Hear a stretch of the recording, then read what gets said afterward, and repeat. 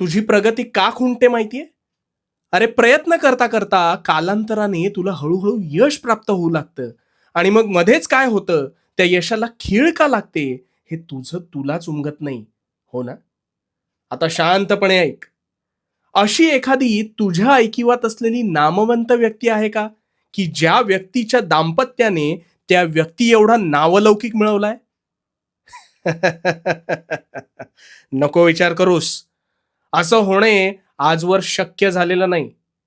याला कारण म्हणजे माणूस जेव्हा अधिकाधिक कठीण प्रसंगातून जातो, तेव्हाच तो अधिक प्रयत्नशील आणि कणखर बनत जातो. अशा वेळेस बुद्धिचातुर्याच्या बळावर मेहनतीने परिस्थितीला मात देत अनेक शिखरं तो गाठतो. पण ह्या उलट परिस्थिती त्यांच्या दाम्पत्याला असते. त्यांना ह्या परिस्थितीच्या झळा टोचलेल्याच नसतात. कसं आहे, हिरा जो आहे ना, हा हिरा सदैव कठीण प्रसंगात घडत असतो. त्यामुळे किंबहुना त्यांना त्यांच्या पालकांइतका नावलौकिक मिळवताच येत नाही. याचं कारण त्यांच्या आयुष्यात कठीण प्रसंग येतच नाहीत. आता ह्याचंच एक कारण अहंकार सुद्धा आहे.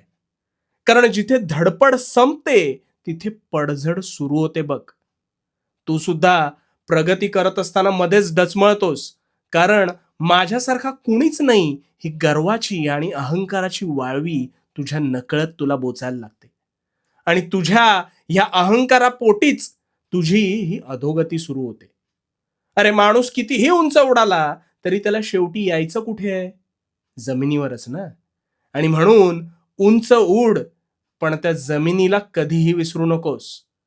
कामात प्रामाणिकता आणि स्वतःवर विश्वास ठेव.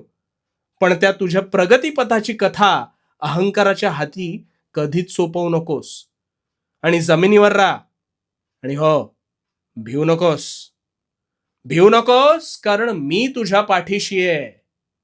भिवू नकोस. मी तुझ्या पाठीशी आहे.